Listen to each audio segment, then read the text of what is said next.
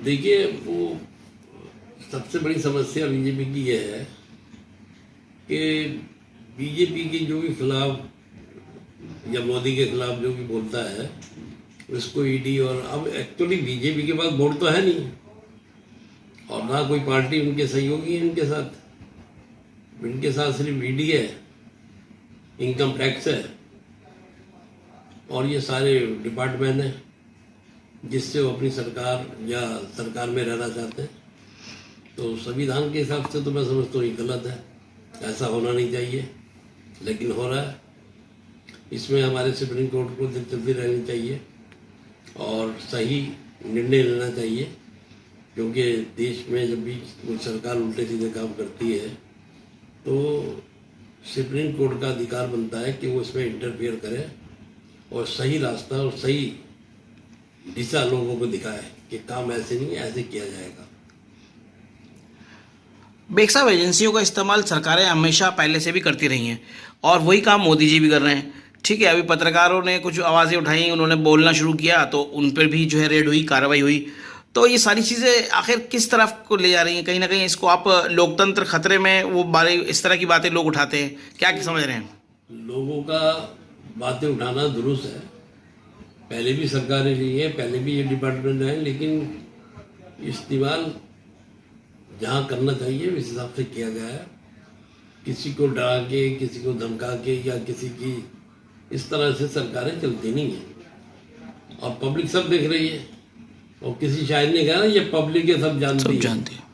तो अब तो ये है कि भाई चुनाव होंगे, फिर हिंदुस्तान की जनता अपनी राय रखेगी कि किसको सरकार में लाना चाहते हैं, किसको नहीं लाना चाहते। अच्छा, इंडिया का जो है, इंडिया गठबंधन जो है, उसका बड़ा खौफ जो है केंद्र सरकार में देखा जा रहा है, कहीं ना कहीं उसे आप कैसे देख रहे हैं? नहीं, इंडिया जो बना है वो तमाम पार्टियों का एक दल बना है और ये बहुत अच्छी बात है कि उन्होंने कहा भाई एक बीजेपी की टक्कर पे एक ही कैंडिडेट खड़ा होगा सारी पार्टियों का। तो ये अच्छी बात है, वोटों को डिस्ट्रीब्यूट नहीं होगा और वोट जो है सही जगह इस्तेमाल किए जाएंगे। लेकिन देश के जो हालात हैं वो थोड़ा सा अलग तरफ इशारा कर रहे हैं। रोज़ाना आए दिन दिल्ली में, दिल्ली से बाहर इस तरह की घटनाएं हो रही हैं। अभी जयपुर की घटना देख लीजिए, उसके अलावा दिल्ली में भी 2-3 इंसिडेंट इस तरह के हुए हैं। इसका एक कारण सबसे बड़ा यह है कमर कोड़ महंगाई, बेरोजगारी, भूखमरी। तो सरकार का नजरिया रहता है कि इन बातों को पब्लिक का ध्यान भटाने के लिए ये हरकतें करो। 130 करोड़ की आबादी में 2-4 लोग मर भी जाएंगे तो कोई फर्क नहीं पड़ता। और यहाँ तो हमारे नेता ऐसे हैं कि शहीदों, मिलिट्री जो हमारे डिफेंस करने वाली मिलिट्री होती है, फौजी होते हैं, उनको शहीद कर देते हैं, उनका भी इस्तेमाल कर लेते हैं। तो ये तो हमारे देश की बदनसीबी है। और मेरा ये मानना है जब तक भारत के अंदर लोकसभा विधानसभाओं में पढ़ा लिखा नौजवान नहीं आएगा, जब तक भारत के तरक्की करना मुश्किल है।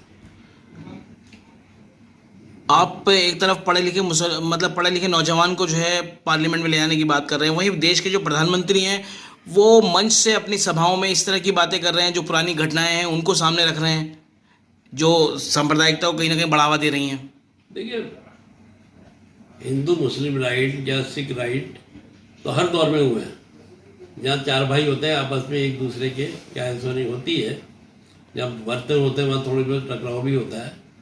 लेकिन जो अब हो रहा है उसके लगता है कि इसमें किसी की साजिश है, किसी का दिमाग इसके पीछे काम कर रहा है। अब ये पहले नहीं होता था, अब ये महसूस होता है लोगों को कि इस पर किसी का हाथ है। और भारत शुरू से हिंदू अक्सरियत वाला मुल्क रहा है और भारत में अक्सर हिंदुओं ने राज किया है। और बाबर आए थे यहाँ, तो वहाँ से 25 करोड़ या 20 करोड़ मुसलमान तो अपने साथ नहीं लाए थे, सारे मुसलमान यही कहेंगे। तुमने जब ऊंच नीच की बात करी, तुमने छूत छात करी, तो हिंदुओं ने मुसलमान मज़हब अपना लिया। वो कोई सऊदी अरब से थोड़ी आया, मुस्लिम कंट्री तो सऊदी अरब है, वहां से थोड़ी आया वो। इतने भी भारत में मुसलमान थे, जो अब पाकिस्तान बन गया, बांग्लादेश बन गया, श्रीलंका बन गया, ये सब भारत का अंग है, तो ये भारत के लोग हैं सारे। ये तो अगर मेरा छोटा भाई है, मैं उसको सही तरह से नहीं रखूँगा या उसका ख्याल नहीं रखूँगा, अपनी अपनी देखूँगा, तो लाजिम बात है दूसरे के ग्रुप में मिलेगा जाके।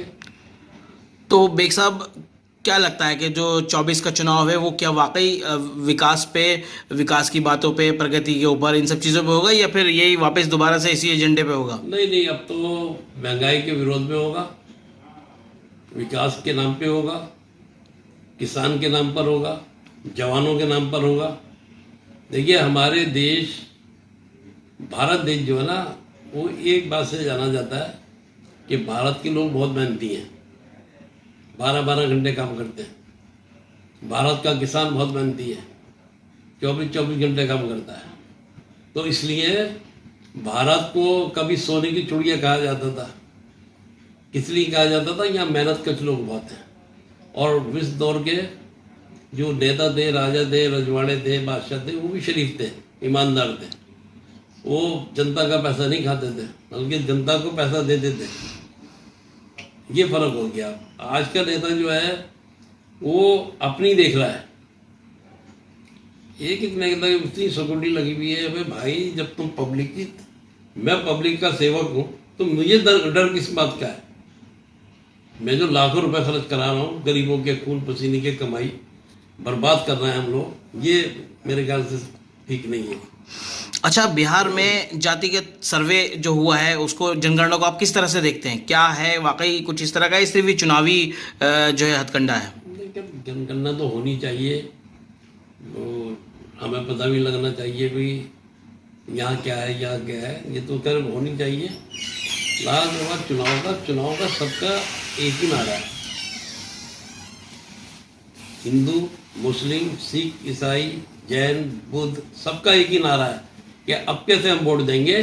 विकास के नाम पर, महंगाई के विरोध में, किसान के फेवर में, जवानों के फेवर में, चीन के विरोध में 24 का इलेक्शन होगा। और मैं तो चाहता हूँ चीन की वो एक चीज पे पाबंदी लगा देनी चाहिए सरकार को।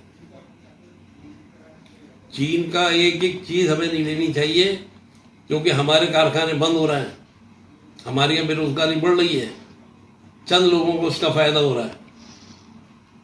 हम ये जो टायर होते हैं, मिट्टी की चीजें बनते हैं, 30% सब्सिडी देती थी सरकार जी, अब वो भी चाइना से आने लगा। इन्होंने सब्सिडी के चक्कर में उसको रोक दिया, आने दिया।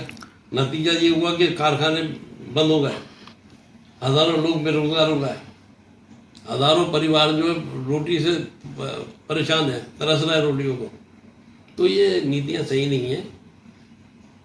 मतलब ये है कि 2024 का चुनाव है, जनता जो है कहीं ना कहीं एक ऐसी सरकार को चुनेगी जो लोगों के काम करेगी, और इस तरह का उम्मीद है, चाहिए ऐसे उम्मीद है, ऐसी उम्मीद है। उम्मीद नहीं, चुनना ही चाहिए ऐसे लोगों को। ऐसे लोगों को नहीं चुनना चाहिए जो देश के बारे में नहीं सोचें, सिर्फ अपने बारे में सोचें। आपको वोट किस लिए किया है? हम 1000 रुपये कमाते हैं या 500 रुपये कमाते हैं, 300 रुपये कमाते हैं, और गरीब आदमी तो 500 कमाता है, 500 मार्केट में डाल देता है। वो बेचारा बचाता क्या है अपने लिए? 100 रुपये का उसने सब्जी ले ली, 100 रुपये का राशन ले लिया, अगर दारू पीने वाले 100 का दारू मिल गई, 200 रुपये घर ले गया, बच्चे की तबीयत हो 100 रुपये की दवाई लिया है, उसका बचा ही क्या उसके पास? सवेरे उठा तो 100 रुपये का नाश्ता कर लिया उसने, तो सारे पैसे मार्केट में डाल रहा है। तो कहीं ना कहीं सरकार को जो है पॉलिसियाँ जो है अपनी बदलनी पड़ेंगी, तभी कुछ हो पाएगा। पॉलिसी बदले अच्छी बात है, नहीं तो सरकारी बदलेंगे लोग।